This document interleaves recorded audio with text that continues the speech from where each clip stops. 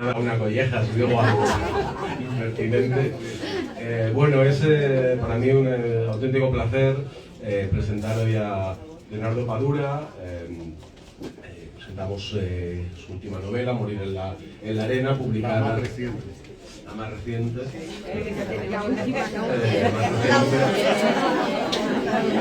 Publicada como viene siendo habitual por la editorial Tusquets. Se podría decir que el nombre de Leonardo Padura para los lectores españoles está ya unido a la editorial Tusquets, de forma que forma parte de ese grupo de autores como Almudena Grandes, Milan Kundera, Haruki Murakami, John Irving, que siempre hemos leído en estos libros negros de la colección Andanzas de Tusquets. Ahí se han publicado las obras que ha ido escribiendo hasta ahora Leonardo, y ahí se ha publicado esta, como digo, Morir en la arena. Creo que con Leonardo Padura nos encontramos con uno de esos autores impresentables, porque realmente sería muy largo que yo estuviese hoy aquí en esta introducción reconociendo y recordando sus méritos, sus logros. Se podrían señalar algunos de los más significativos, como el Centro de Estudios de las Letras, que recibió hace Princesa Asturias.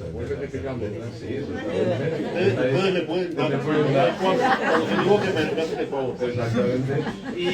Pero creo que sobre todo Leonardo Padura es uno de los autores que se definen por las novelas que ha escrito, por las obras que ha ido escribiendo, y creo que, como sucede con los grandes escritores, cada uno va teniendo un Padura favorito. Creo que hay muchas novelas de Padura que para algunos de los lectores han sido novelas importantes. Podríamos hablar de él como el autor de El hombre que amaba a los perros, de Eje, de esas incursiones en la novela histórica, o también como el creador del personaje de Mario Conde. Esta no es una novela de Mario Conde, pero por sus páginas veremos cómo aparece fugazmente ese personaje. Esas fueron las novelas de Leonardo con las que yo comencé a leerle. Recuerdo que no las leí en su orden cronológico. La primera que leí fue La neblina del ayer, que fue una novela que recomiendo a todos aquellos que no hayan leído, una novela absolutamente deslumbrante. Luego descubrí esa tetralogía de las 4 estaciones, donde hay una novela que a mí me gusta especialmente, que es El pasado perfecto, esa pequeña novelita de Adiós Hemingway, que es una novela realmente interesante. Y bueno, en esas novelas creo que aparecen algunos de los rasgos que nos encontramos en Morir en la arena, porque esta no es una novela negra, a pesar de que la cubierta es negra, pero sí que tiene algunos elementos que creo que pueden conectarla con la serie de Mario Conde. En esas novelas de Mario Conde, que quizás son las más representativas o algunas de las más leídas del autor, nos encontramos con algunas ideas clave que se van repitiendo. Tenemos por un lado la visión del personaje, la visión de Mario Conde, que es una visión desencantada, también irónica, también hedonista, porque en las novelas de Mario Conde también se celebra la vida, y son novelas en las que aparece la importancia de la amistad, la importancia del amor, la importancia de la comida, de las celebraciones, etcétera. Y tenemos, a través de ese detective que es Mario Conde, a través de esas tramas detectivescas, lo que tenemos que es sobre todo una mirada, como digo, profundamente desencantada muchas veces sobre la realidad cubana. Se podría decir que las novelas de Leonardo Padura, no solo las novelas de Mario Conde, creo que toda su obra en general, son una especie de crónica de la Cuba contemporánea. Uno puede ir entendiendo algunos de los sucesos que han sucedido en la isla en los últimos años a través de las novelas de Mario Conde, y creo que eso conecta esta novela que nos ocupa hoy con la serie del Conde, como digo, con las otras obras que ha ido publicando Leonardo. Si yo tuviera que definir Morir en la arena, diría que es una novela en la que hay también un acto criminal. De hecho, el punto de partida de la novela es la historia de un parricidio, pero no es una novela aunque sí que hay una cierta intriga sobre qué ha pasado y sobre por qué sucedió aquello, es una novela en la que más que el acto criminal, más que la investigación de este acto criminal, lo que interesa es ver todo lo que rodea a ese parricidio, y sobre todo interesa ver la evolución de una serie de personajes. Creo que esta novela es una novela generacional, es una novela que habla de una generación que, lindando ya con la jubilación, en Cuba se plantea qué ha sido de su vida, una especie de balance vital, y creo que ahí está la mirada desencantada que antes comentaba. La novela tiene 4 personajes principales, que son los personajes de Rodolfo, los personajes de Jenny, de Nora, y el escritor Fumero, que también aparece con un papel fundamental. La novela nos comienza presentando a los personajes de Rodolfo y Nora, vecinos que han tenido en el pasado una historia sentimental, y comienza con el descubrimiento de algo que voy a revelar, porque se dice en las primeras páginas, y es con el descubrimiento de que el hermano de Rodolfo, Genio, el caballo loco, va a salir de la cárcel en la que estaba por haber asesinado a su padre.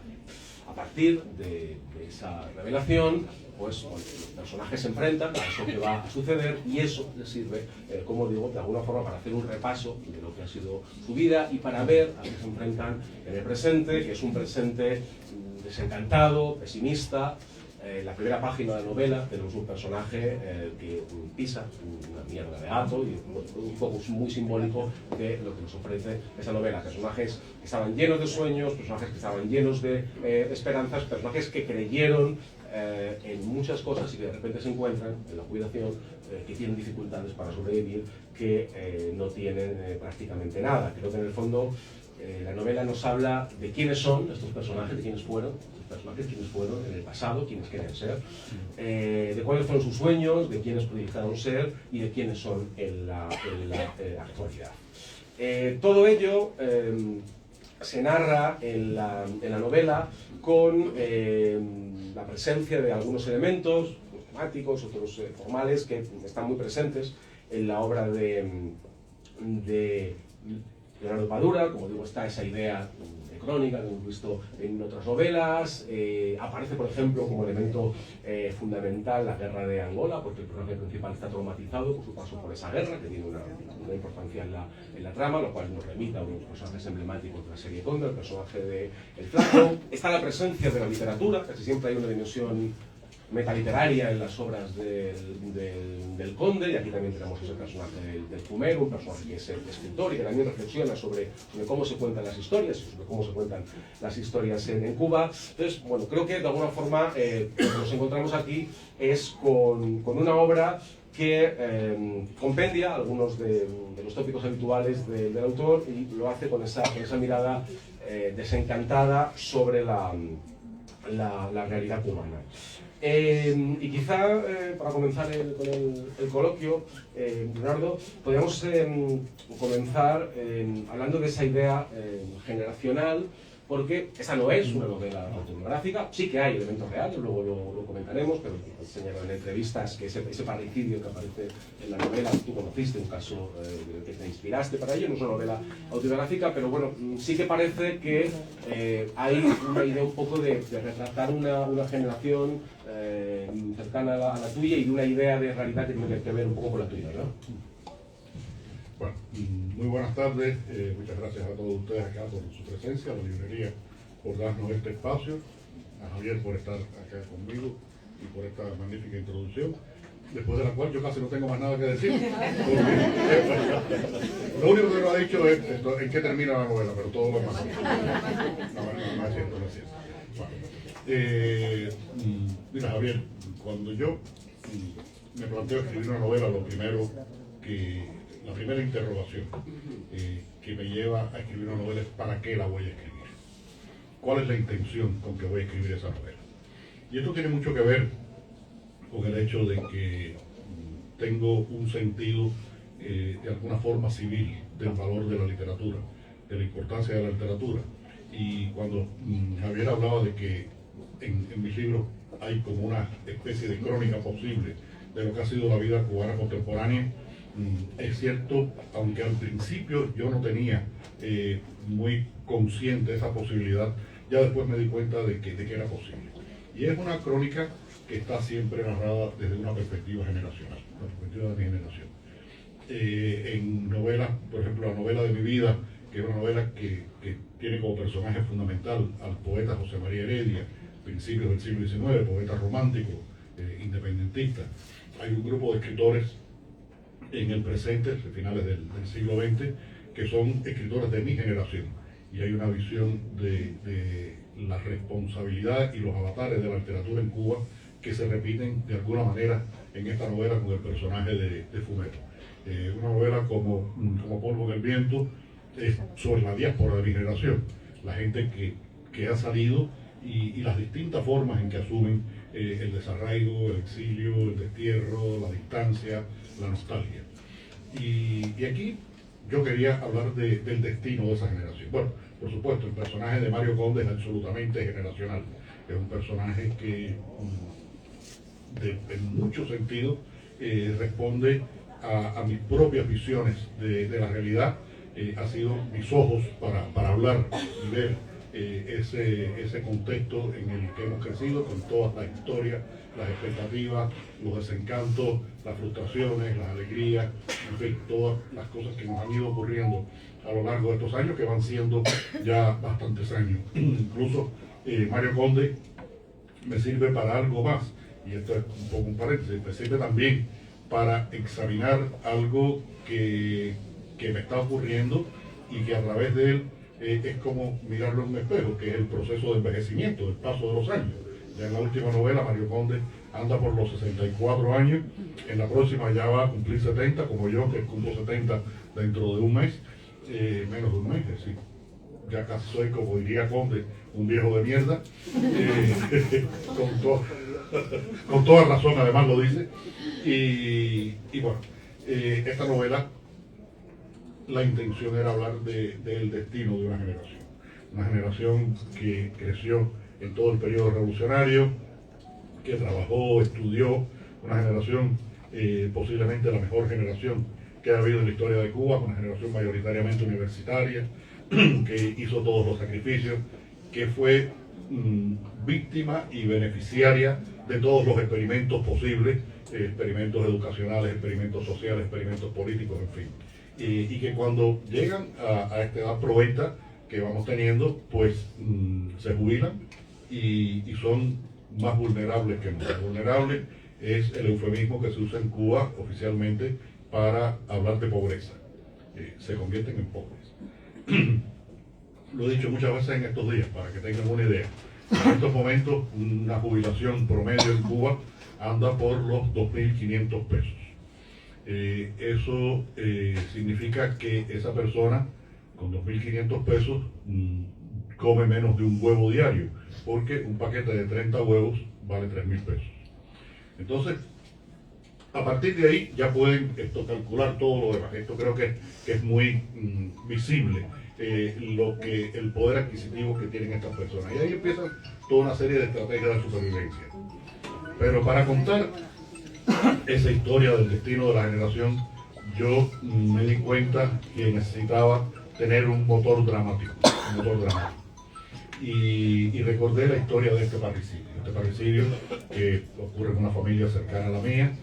Conozco al parricida, conozco al padre muerto, al hermano, en fin, a toda la familia, pero creo que tampoco tenía derecho a ventilar una cosa íntima. Entonces lo que hago es que lo transformo mucho, está muy ficcionalizado en la novela. Y como tú dices, no es, se sabe quién es el asesino, cómo lo mató, cuándo lo mató y todo. Aquí no hay ningún enigma, hay una oscuridad alrededor de ese acontecimiento, que acompaña toda la novela y que es una de las maneras en las que uno con toda conciencia manipula a los lectores, porque creo que esto es un elemento muy importante en la literatura. Hace 3-4 años, en un encuentro de estos que organiza la Cátedra Vargas Llosa, que se llama Escribidores, en la inauguración con Mario Vargas Llosa, le dije: Mario, porque usted es un gran manipulador, que no se me quedó, un gran manipulador literario. Y conté algo que siempre digo, una novela de él, La Guerra del Fin del Mundo, que muchos de ustedes la habrán leído, que es la historia de una rebelión en Brasil en el siglo XIX, de un grupo de campesinos desposeídos y tal, que todos sabemos antes de empezar a leer el libro cómo termina esa rebelión, que termina siendo sofocada y mueren todos prácticamente los líderes del movimiento. Cada vez que uno la lee, yo la he leído varias veces, y cada vez que uno la lee, piensa que los rebeldes de Canudo van a ganar, porque Mario Vargas Llosa nos manipula de una manera importante. Y eso creo que es algo necesario en la literatura. Lo practiqué, por ejemplo, en una novela como El hombre que amaba a los perros. Cualquier lector muy poco enterado sabe que Ramón Mercader mató a Trotsky en México de un piolet en la cabeza. Un lector enterado sabe mucho más sobre ese tema. Y sin embargo la novela provoca que la gente la quiera leer. Son recursos que uno utiliza. Y aquí están también, en este caso, ese tipo de utilizaciones de recursos que tienen que ver mucho con la estructura que uno le dé a la novela.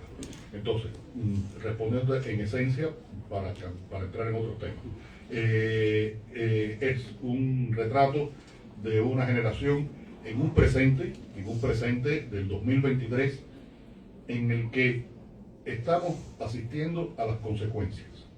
Y a partir de ahí, la novela va a buscar las causas. Y en esas causas, que se recorren 50, 60 años de la historia de Cuba, desde los años 60, en que este hombre que va a ser el parricida y este escritor y este muchacho que va a ser el escritor coinciden en una escuela primaria, en el 4º grado, y se hacen amigos, y va pasando por toda una serie de acontecimientos, algunos de los que ya ha mencionado Javier, como fue por ejemplo la guerra de Angola, y una serie de acontecimientos que han marcado la historia de esta generación. Y bueno, todo este panorama trato de que tenga una serie de comunicaciones que escapen de lo estrictamente doméstico, de lo estrictamente cubano, porque hay toda una serie de incertidumbres y de certezas en la novela que comunican con realidades que compartimos todos.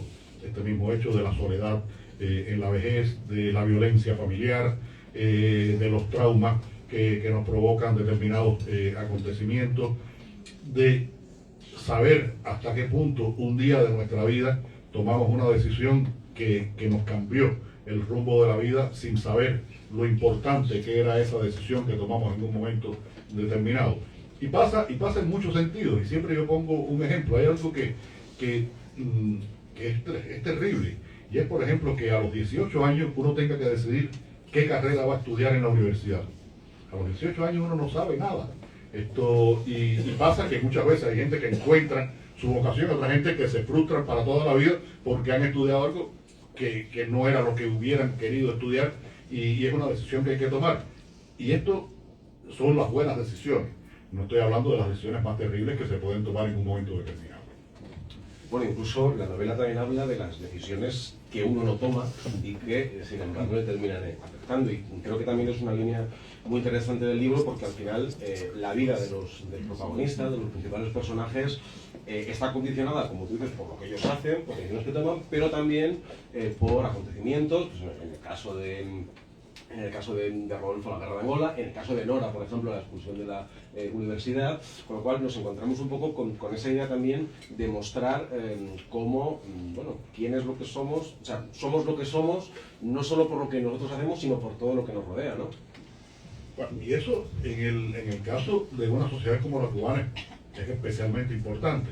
Ahora mismo, antes de venir para acá, respondí una entrevista telefónica, que mañana estoy en Valladolid, y de allá me entrevistaban.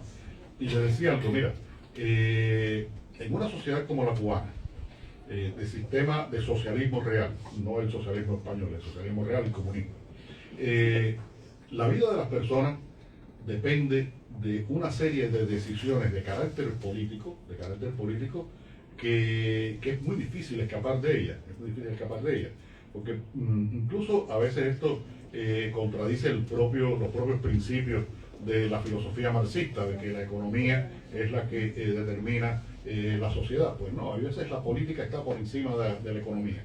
Y y muchas decisiones políticas están pesando sobre nosotros en una sociedad como la cubana, que no nos permite otras alternativas, y es así.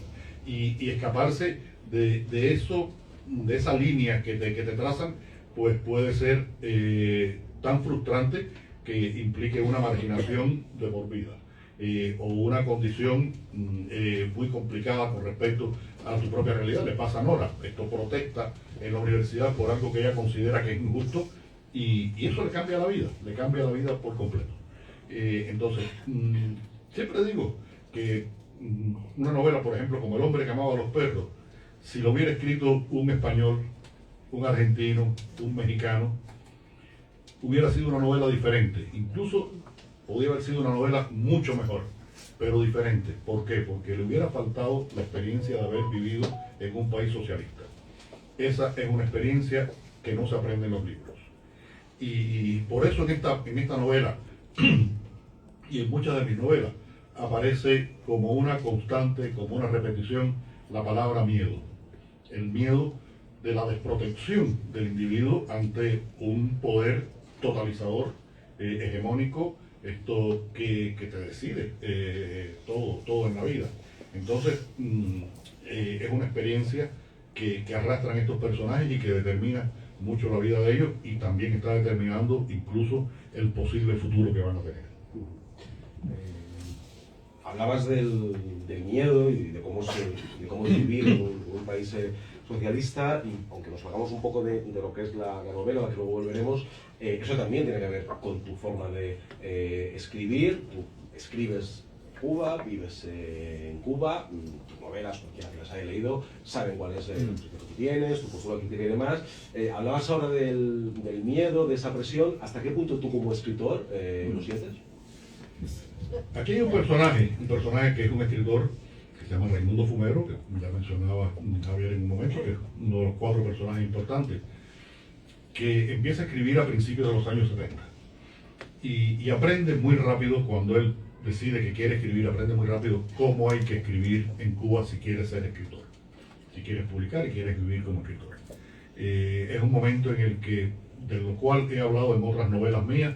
En la novela Máscaras hablo de eso, en Personas Decentes más recientemente hablo de ese fenómeno que ocurre en los años 70, a partir de un congreso de educación y cultura en el que se establecieron, a partir de un discurso de Fidel Castro, una serie de parámetros que debían cumplir las personas que tuvieran actividades intelectuales. Se incluían los docentes. Voy a decirles 3 o 4 parámetros. No podía ser homosexual, no podía tener creencias religiosas, no podía tener dudas con respecto al proceso revolucionario, y son marginados en esos años muchos intelectuales, artistas, y siempre tengo que mencionar a 2, porque cuando menciono a esos 2 ya ustedes pueden tener idea de hacia abajo hasta dónde llegó eso. Virgilio Piñera y José Lezama Lima, el autor de Paradiso, el creador del teatro moderno cubano. Virgilio mueren en el año 76 y 78 en total ostracismo. Nunca se volvió a hablar de ellos, nunca se volvió a publicar nada de ellos, esto hasta muchos años después. Y eso condicionó la literatura cubana hasta hoy. Este hombre empieza a escribir unas novelas policíacas en lo que se le llamó novela policial revolucionaria, un género muy didáctico, muy de propaganda, y era novela policial revolucionaria que tenía mucho de revolucionaria, algo de policial y poco de novela. Era literatura de propaganda, con algunas novelas más o menos atendibles. Recordarán ustedes que conocen una novela de Chavarría y algunas así, que más o menos me escapaba un poquito de eso. Pero eran novelas de propaganda, ese era el sentido. Y este hombre aprende que hay que escribir así. Yo tengo la enorme fortuna de que empiezo realmente a escribir, y empiezo a escribir novelas policíacas ya en los años 90. En los años 90 cae el muro de Berlín en el 89, llega la crisis económica a Cuba, y lo primero que falta en Cuba es el papel. Fue el primer elemento que dejó de llegar de la todavía existente Unión Soviética. Hasta los años 80 en Cuba los libros se publicaban en tiradas, primeras ediciones de escritores desconocidos, 20.000, 30.000 ejemplares, y muchos más. y falta el papel. Yo escribo Pasado Perfecto y mi opción fue enviarla al concurso de novela policial revolucionaria, que era el único que tenía papel para publicar el libro, tener la posibilidad de publicar el libro. Pues yo envío esa novela y voy a hacer el cuento porque el cuento es simpático y después entro y concluyo con lo que tú me preguntas. Vengo yo a España a hacer una investigación con un director de cine para una serie que se quería filmar sobre la historia de la música cubana. Y había un capítulo muy importante que era las relaciones musicales entre Cuba y España. Hicimos un largo recorrido, fuimos a Canarias, por lo del Punto Canario, fuimos a Barcelona, por lo de las Habaneras, en fin, estuvimos en los puertos, Santa María, con la música de los gitanos, en fin, del flamenco. Y yo estaba ahorrando, no nos pagaban, pero la televisión española nos daba unas dietas bastante generosas y yo ahorraba todo lo que podía porque tenía la pretensión de cuando regresara a Cuba comprarme un ordenador. Para comprarme ese ordenador tenía que llevar dólares a Cuba escondidos porque no podías entrar dólares en Cuba, eso era tenencia de divisas y era un delito, y tenía que darle esos dólares además a un extranjero para que me comprara el ordenador porque a los cubanos no nos vendían ordenadores. Primero no podías tener dólares, pero si los hubieras podido tener, tampoco te vendían ordenadores. No era posible tener un ordenador y yo quería tenerlo. Y entonces lo que yo hacía era que cuando iba a las oficinas de televisión española, pues me ahorraba las 300 pesetas que me podía costar llamar a Cuba y cogía un teléfono en la primera oficina y llamaba a Lucía en Cuba.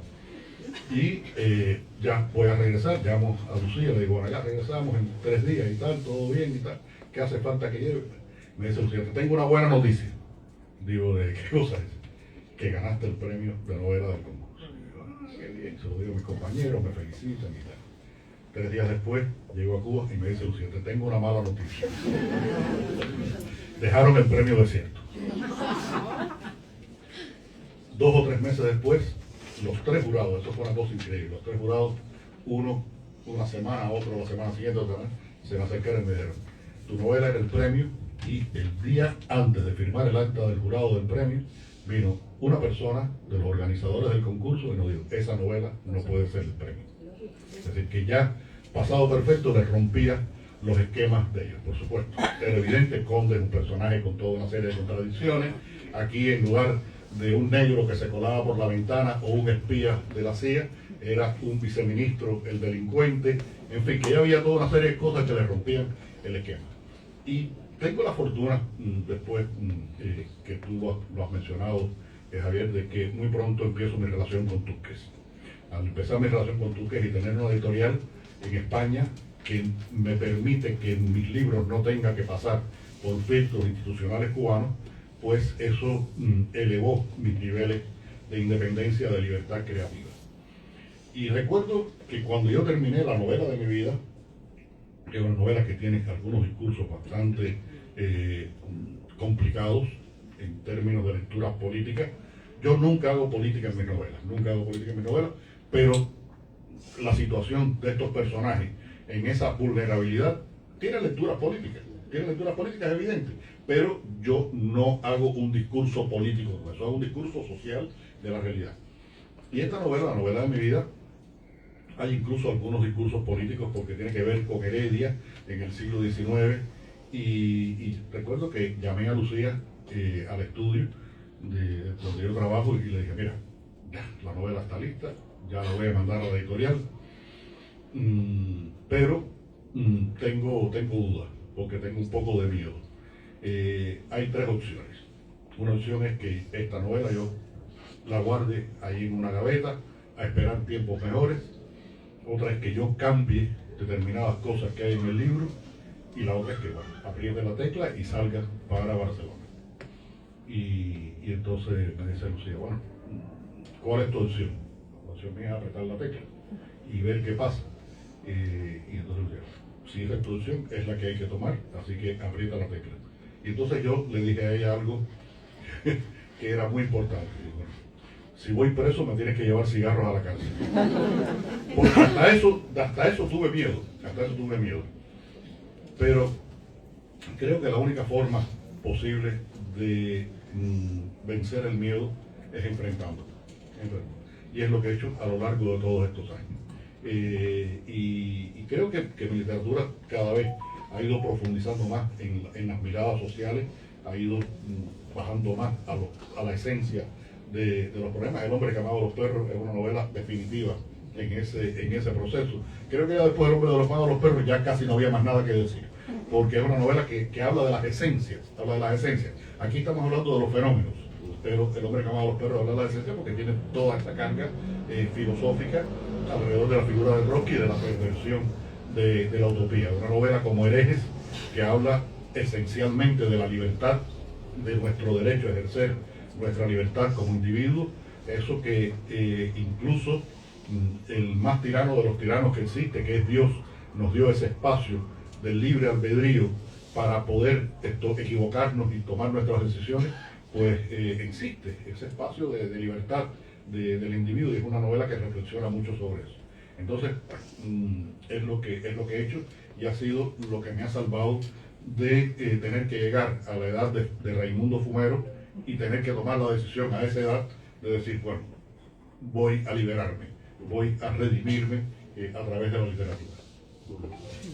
Decías continuando un poco con esta idea y luego volver a la novela, decías en una entrevista a comienzos de este año que pagabas muy satisfecho el precio de ser invisible en Cuba, como lo que comentabas, ¿no? Si es el que tengo que pagar por escribir como escribo. Es decir, comentabas lo que tú has dicho, que escribes sin miedo, o que vences ese miedo, que escribes en libertad, pero que eso te lleva a que tengas una cierta invisibilidad en Cuba, o que tus libros no tengan la distribución que tú decías. Yo no sé si eso te plantea una especie de paradoja, en el sentido de ver cómo, aunque supongo que tus libros se podrán encontrar para otro tipo de medios en Cuba, si un poco el público quizá más objetivo al que tú te diriges, que es el público cubano. Público natural.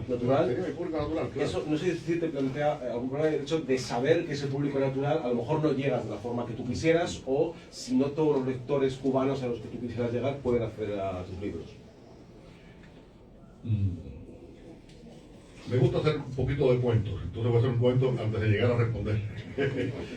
A Javier, ahora le comentaba al periodista que me entrevistaba allá afuera. En el año 97 yo vengo a presentar aquí en España mi novela Máscara, la primera que publica Tusquets. Yo gano el premio Café Girón del 95, que se entrega en enero del 96, y en el 1 de enero del 96 yo me convertí en el primer escritor independiente cubano. La categoría laboral, legal, jurídica de escritor, de artista independiente no existía en Cuba. Todos los escritores o trabajaban en una editorial, eran profesores, asesores culturales, en fin. Y se establece esa categoría y yo soy el primero. Yo terminé de trabajar en la revista que trabajaba, era jefe de redacción de la revista cultural más importante de Cuba en esos momentos. Era el puesto periodístico más cotizado de Cuba, yo lo dejé y me fui para mi casa. Sin dinero, no teníamos un centavo. 13 días después me llaman de España, que he ganado, de Madrid, que he ganado el premio Café Girón.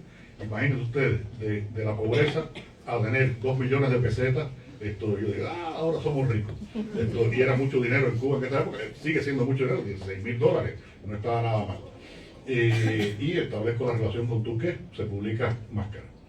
Y la primera presentación que hicimos fue en Barcelona, en una librería, y tuve al mejor presentador del mundo. Tuve como presentador de esa novela a Manuel Vázquez Montalbán. En el año 97, Manolo en España era el escritor, el intelectual. Y con novela policial te podrás imaginar todo lo que significa. Bueno, fueron a esa presentación 15 personas. 12 fueron a ver a Vázquez Montalbán y 3 fueron a verme a mí.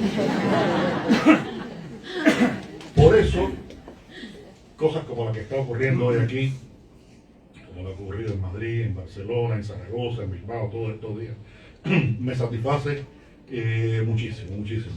Y le debo a la editorial la posibilidad de haber hecho ese trabajo, pero también le debo a los lectores españoles esa manera en que me han acogido durante estos años. Pero es que me pasa en México, me pasa en Argentina, un país que es tan complicado para la cultura como Panamá, ya lleno las salas en Panamá. Eso es la última vez que estuve, wow, esto está ocurriendo un milagro. Y sin embargo, mis libros circulan poco y mal en Cuba. Las últimas 4 novelas no se han publicado, ni La transparencia del tiempo, Como polvo en el viento, Personas decentes, y ahora Morir en la arena. No se publicó el libro Ir a La Habana. Lo dije muchas veces que era esto doloroso que ese libro estuviera en todas las librerías de todos los países de lengua española, menos en Cuba. Y un libro que habla de la esencia y la pertenencia cultural a Cuba en la representación física y cultural de La Habana.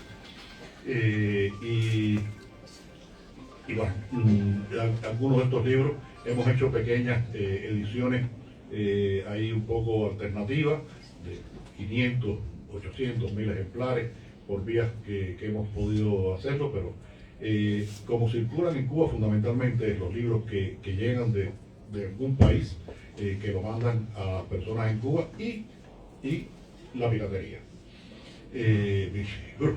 Este libro, el día 27 de agosto, llegó a las librerías en España. El 30 ya había una copia pirata circulando en sitios cubanos. Inmediatamente. Se está leyendo ahora muchísimo en Cuba porque la gente se pasa a la copia pirata de uno a otro. Y lo que puede ser un desastre en el sentido económico, para mí es una enorme satisfacción, porque es la única alternativa en que la gente en Cuba pueda leer mis libros. Es el lector natural, son los lectores que van a entender toda una serie de claves de complicidad que existen en estos libros, en los que, como dije antes, trato de tender puentes hacia una comprensión que no sea solo. Ahora, por ejemplo, en el viaje anterior que nosotros estuvimos, empezamos el viaje por Estonia. Cómo un lector de Estonia entiende cuando Mario Conde hace determinadas cosas que por una cercanía cultural un español lo puede entender, un mexicano, un argentino, pero un estonio. Entonces siempre me cuesta trabajo. El otro día me mandan la portada de Como polvo en el viento de Croacia, y entonces le tuve que preguntar a mi agente, oye, ¿de qué novela es? Porque no entiendo ni una sola palabra de lo que viene ahí, no entiendo una sola palabra en croata. Bueno, y es realmente lamentable que esté pasando en Cuba. El pretexto real es que no hay papel, es verdad que no hay papel, pero creo que también hay poca voluntad de publicar alguno de estos libros. Bueno, si volvemos un poco a la novela, tú nos has comentado en esta presentación, tiene un toque muy desencantado, es esa mirada de esa generación que ha crecido con las utopías, que ha creído en muchas cosas y que se da cuenta, pues, el personaje, quizá no sé si el personaje principal, pero probablemente el que más importancia tenga en la trama, es el personaje de Rodolfo, que se da cuenta pues, en su jubilación de que, como tú comentabas, está en la precariedad más absoluta, y que después de toda una vida se encuentra prácticamente sin nada. Aunque hay pequeños resortes, aunque hay pequeñas válvulas de escape, es una novela, yo creo que muy desencantada, con unos personajes que, cuando hacen ese balance de su vida, sienten un poco esa sensación de desengaño. Y yo leyéndola me preguntaba, porque además, como comentaba al principio, en algunos momentos de la novela aparece de forma muy tangencial como personaje secundario Mario Conde, se alude a que en determinados lugares está por ahí el personaje de Mario Conde. Me preguntaba cómo hubiera funcionado esta historia siendo una novela de Mario Conde, porque se podría haber investigado lo que sucedía en ese parecido. Como te has comentado, hay una oscuridad que admitía una trama quizá más policíaca.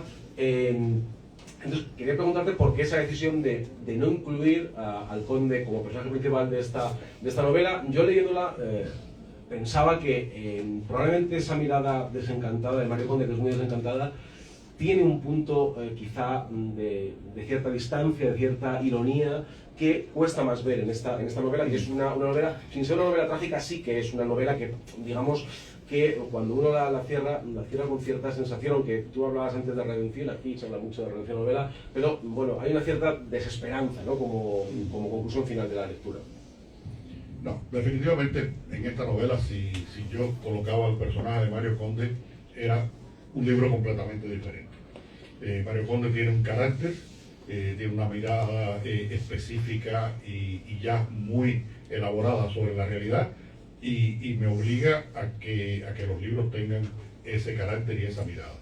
Has mencionado una palabra que es muy importante en Conde, que es la ironía, que es el escudo con que él se protege de esa realidad. Y siempre digo que la diferencia, por ejemplo, entre un personaje como Mario Conde y Pepe Carballo es que Pepe Carballo se convierte en un cínico y Conde funciona con la ironía. El desencanto de Carballo es un desencanto mucho más profundo porque tuvo incluso esa militancia política que tuvo, en fin, todo lo que sabemos del personaje de Vázquez Montalbán. Conde es un tipo común y corriente que trabajó como policía porque no le quedaba más remedio, pero que casi siempre fue un antipolicía en su comportamiento, en su concepto de la realidad y del propio trabajo policial. Entonces hubiera derivado en otro tipo de novela. Yo quería entrar mucho en el carácter de estos personajes. Decía el otro día mi editor Juan Cerezo, y yo no lo había pensado, y creo que tiene razón, que como Polvo en el Viento y Morir en la Arena son como un tríptico. Una es la novela de los que se fueron y otra es la novela de los que se quedaron.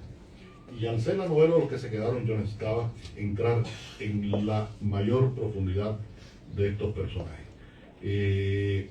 Fíjate que a diferencia, por ejemplo, de los de Como Polvo en el Viento, que todos son profesionales, médico, arquitecto, ingeniero, un físico, un matemático, Nora no puede terminar la universidad, Rodolfo tampoco puede seguir sus estudios porque tiene ese problema familiar, el único que termina la universidad es el primero. Entonces es otra manera de relacionarse con la realidad que puede ser más elemental, pero es en realidad más visceral. Es más visceral. Entonces eso era lo que yo pretendía en esta novela. Y la mirada de Mario Conde hubiera desvirtuado por completo este tipo de intentos.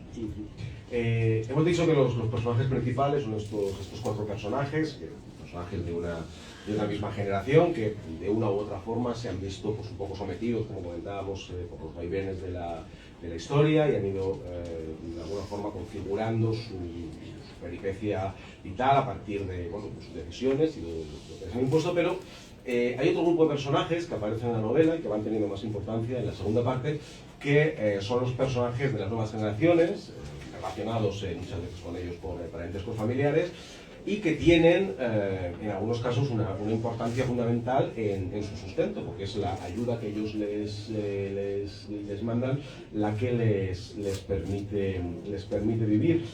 No sé si también hay un intento por tu parte. Es verdad que son personajes que tienen una importancia menor, pero también hay una mirada, ¿no?, hacia esa segunda generación, una mirada que en ocasiones quizás es más crítica de la mirada que haces hacia los personajes principales, ¿no? Personajes que viven con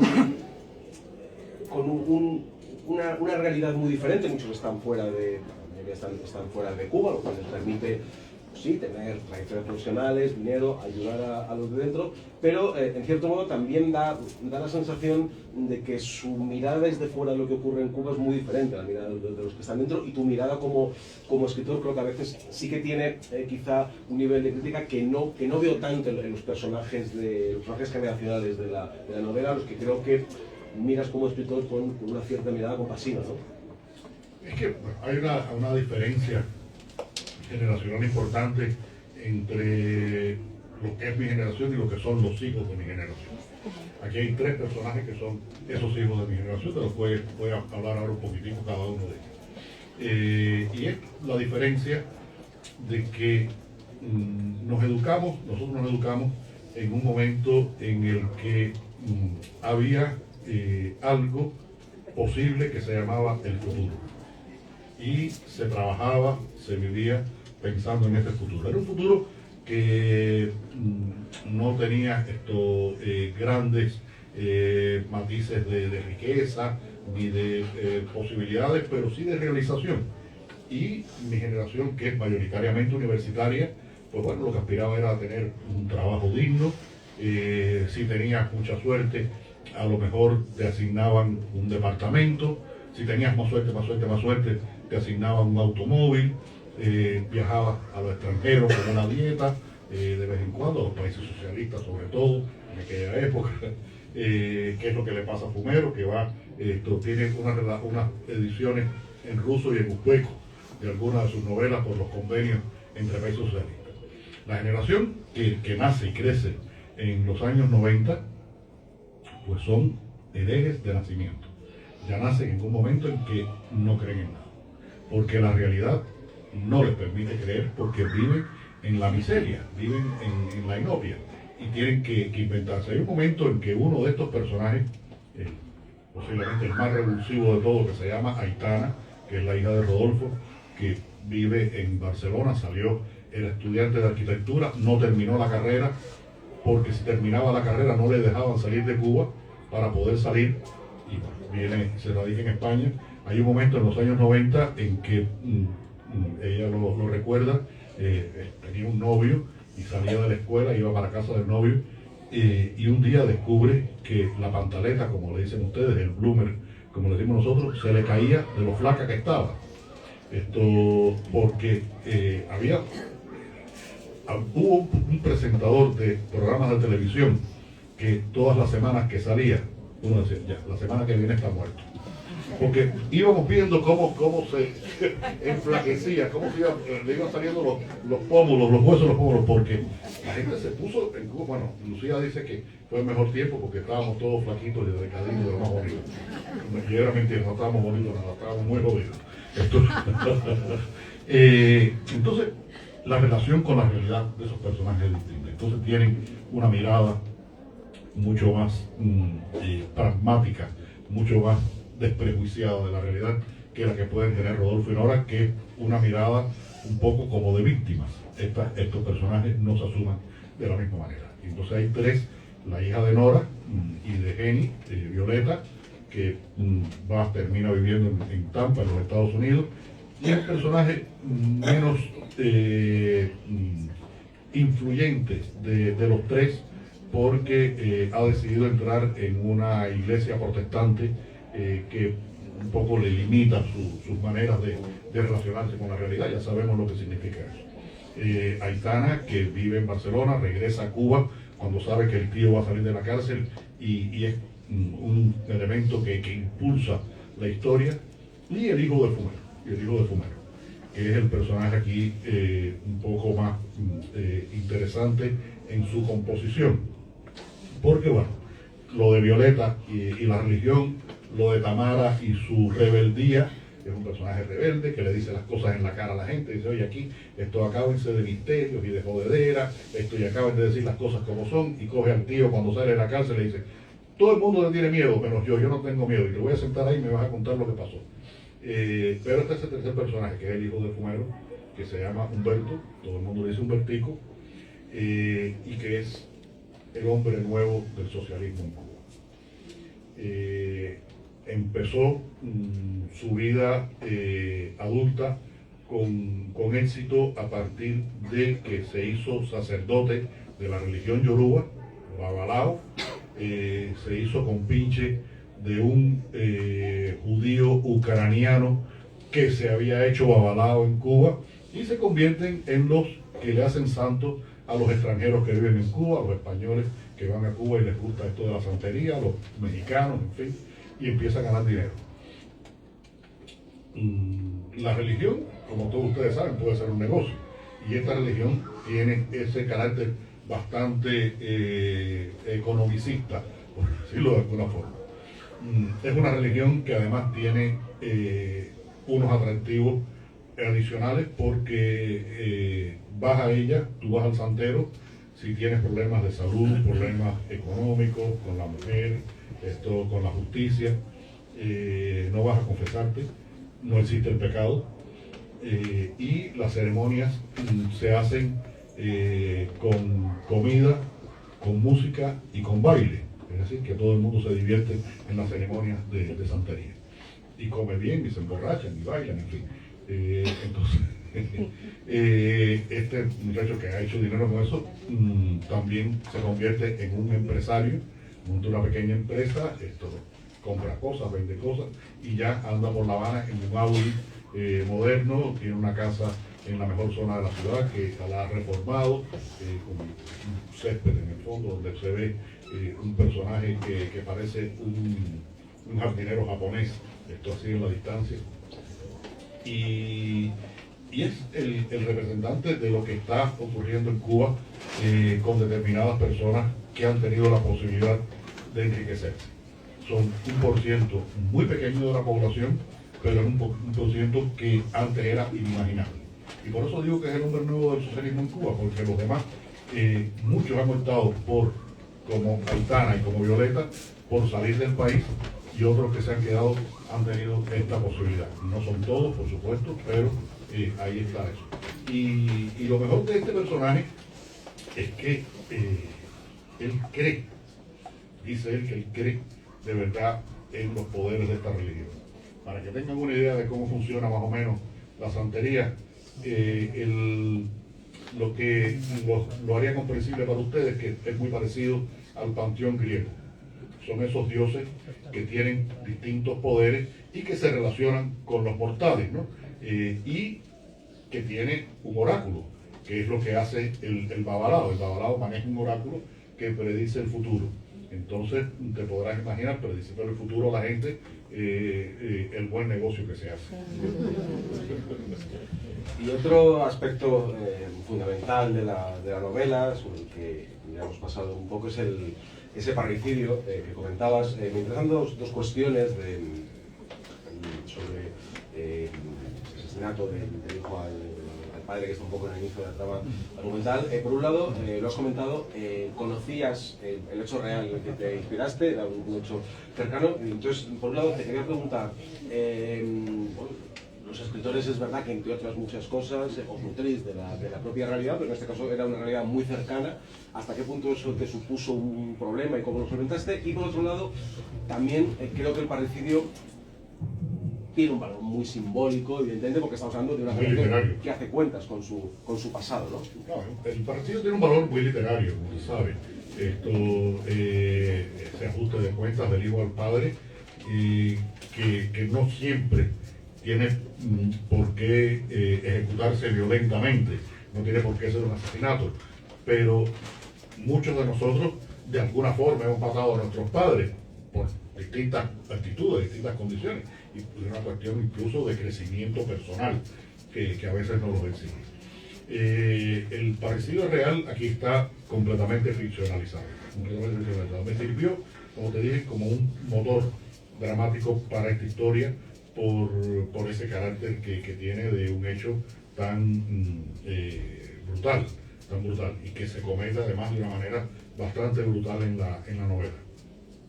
Pero todo esto va creando una serie de conexiones entre esos personajes y la realidad, y conexiones con la literatura, y conexiones con los conceptos. Siempre me cuesta un poco de trabajo hablar de este tema porque no quiero que ustedes tengan la impresión de que esta es una novela que se mueve a partir de análisis conceptuales. En esta novela pasan muchas cosas, pero estas cosas tienen ese trasfondo conceptual que me parece que es importante, que es lo que debe diferenciar la literatura de un entretenimiento.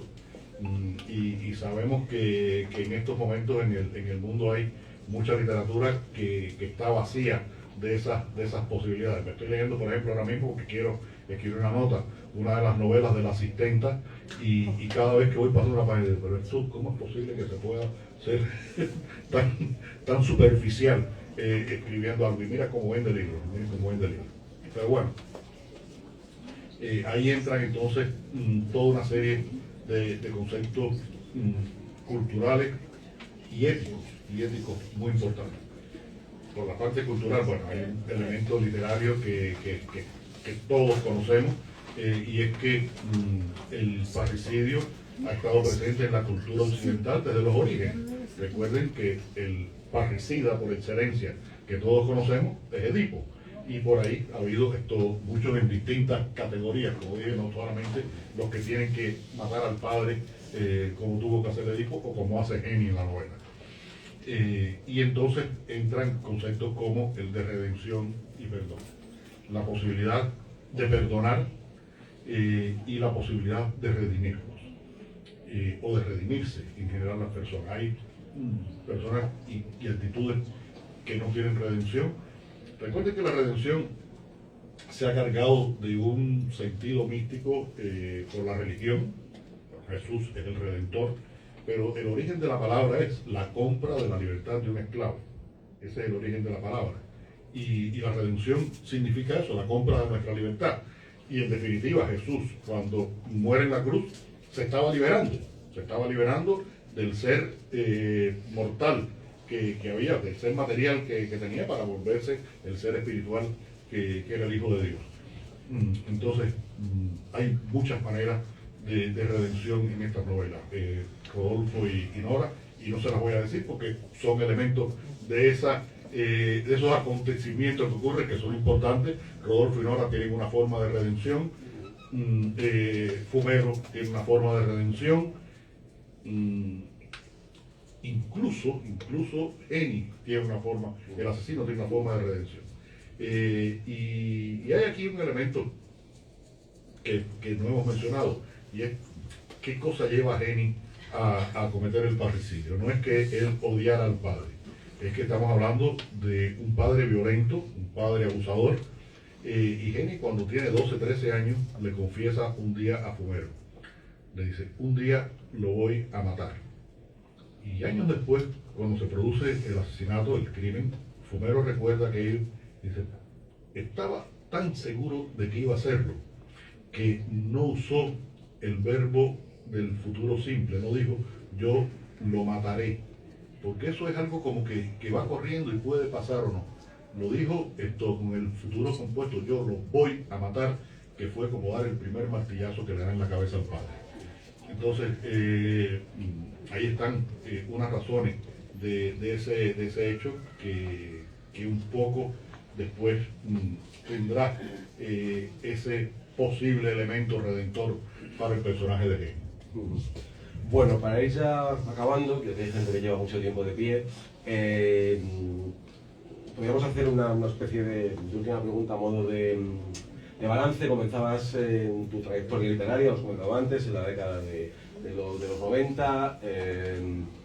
Yo recuerdo cuando leí tus primeros libros a comienzos del siglo XXI, cuando en aquel momento en España todavía se te etiquetaba simplemente como un autor de novela negra, y cuando además en aquel momento digamos que la novela negra no tenía la posición en el panorama literario que tiene en la actualidad. Han pasado los años, han pasado los libros. ¿Cuánto hay de Leonardo Padura, escritor actual, de aquel que comenzó a escribir en los 90? Y dado ese carácter crónico que hemos dado a toda tu obra, ¿cómo ha cambiado Cuba también desde ese momento cuando empezó a escribir hasta la actualidad? Es una pregunta complicada, porque contar cómo ha cambiado Cuba es tremendo. Eso no terminamos nunca. A ver, pero voy a decirles dos elementos que les pueden demostrar. Como el modelo socioeconómico cubano, político-económico cubano, no ha cambiado en 60 años, a veces se tiene la impresión de que Cuba no cambia, pero la sociedad cubana sí cambia. Y hay, entre otros elementos, dos que les voy a mencionar ahora, que demuestran los cambios de los últimos años. Uno es la posibilidad, desde hace 10, 12 años, de que los cubanos tengan todos un pasaporte habilitado y puedan viajar a donde encuentren visa o donde no le pidan visa. Eso ha provocado, por ejemplo, que del año, después de la pandemia, del año 21, 22 para acá, sobre todo hasta el año pasado, salieran de Cuba 1.200.000 personas, el 10% de la población. Eso ha sido un cambio importante en la sociedad cubana. Y otro, que también ocurre más o menos paralelamente, es la posibilidad de tener teléfonos móviles, teléfonos celulares, incluso ahora con datos móviles desde hace unos años, bastante caros ahora mismo, pero que le permiten a la gente tener comunicación y bastante más información. No toda la información, porque hay informaciones que están censuradas, pero recuerden que existen las alternativas de supervivencia que incluyen la piratería, pero también de que existen unas cosas que se llaman VPN, que la gente se lo instalan al teléfono y salen de Cuba para poder comunicarse y leer las cosas que quieren leer. Esas cosas cambian mucho una sociedad. Además, la cuestión económica en Cuba ha sido un descenso en los últimos 5 años, un descenso que no para, no sabemos esto hasta dónde va a llegar.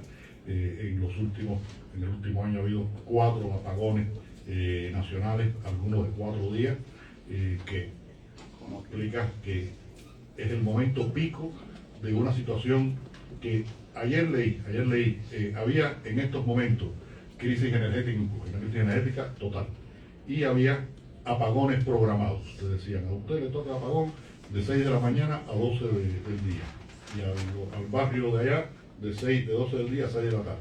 Bueno, ya no van a hacer planificación, ya es apagón cada vez que te toque y a cualquier hora y varias veces al día. Entonces te podrás imaginar tú la situación que hay en el país. Inflación, falta de medicamentos, escasez de alimentos, todo lo que se pueden imaginar de una situación muy complicada. Con respecto a mí como escritor, y con esto terminamos.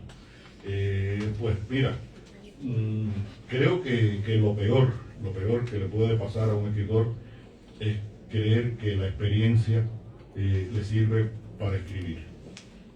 He descubierto que cada novela que escribo tengo que aprender a escribir esa novela, y que tengo que retarme para escribir esa novela, porque yo pudiera ahora mismo, creo que con relativa facilidad, escribir una vez al año, por año, una novela como la que escribí en los años 90, que me costó tanto trabajo, las novelas de Conde, aquellas que escribí, Pasado Perfecto, y pudiera con la experiencia y la profesionalidad de escribirla. Pero para mí no tiene sentido, porque si quiero hacer esta crónica de la vida cubana, si quiero utilizar a Conde para indagar en procesos tan importantes y tan viscerales como es el envejecimiento o la mirada en la realidad, pues tengo que tratar de retarme y de desafiarme con cada libro. Tengo la enorme fortuna, que es un privilegio universal, de que puedo vivir de mis derechos de autor. Eso en el mundo es un privilegio, ya lo sabemos, no son muchos los escritores que lo consiguen, y eso me da independencia y me da la posibilidad de tener esos desafíos, porque no tengo que estar corriendo, escribiendo la próxima novela para que me paguen unos derechos de autor y poder vivir con esos derechos de autor. No tengo que estar haciendo otros trabajos colaterales como tantos escritores, que es así en el mundo completo. Tienen que ser profesores universitarios, periodistas, promotores culturales, lo que sea, para poder, guionistas de cine, en fin, para poder escribir. Tengo esa enorme ventaja. Entonces, todo esto lo que ha significado, Javier, es que me da más libertad, que es tan importante. Creo que para hacer literatura hay que hacerla desde la libertad. Hacerla de otra manera es lo que le ocurre a Raimundo Fumero durante casi toda su vida. Me ha dado más libertad y también me da más responsabilidad, en el sentido de que yo no quiero representar a nada, no soy representante de nada, pero trato de ser un testigo de mi época, y de cumplir una misión que no sé si es importante, pero creo que sí, que es intentar desde el presente escribir una memoria para el futuro, y sobre todo en el caso cubano eso es muy importante. Yo estoy convencido de que en el año 2050 alguien que lea esta novela y que lea un periódico cubano, los periódicos cubanos todos son oficiales, todos pertenecen al gobierno, al partido, al Estado, en fin, va a decir, coño, estos son dos países diferentes. Pues estoy seguro que el país de Morena en la Arena se parece mucho más al país de la realidad que el país de los periódicos cubanos. Muchas gracias y muy buenas tardes.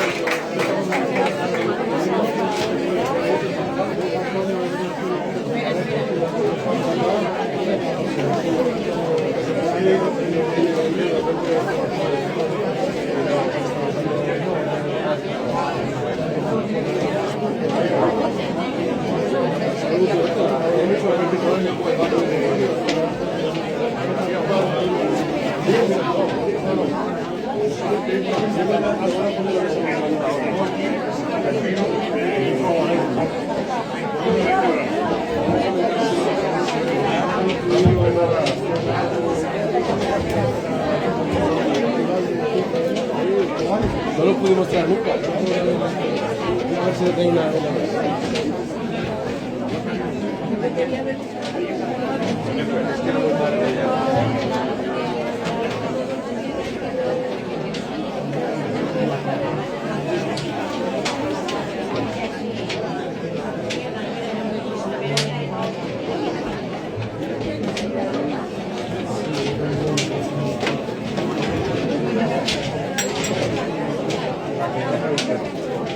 Carmina.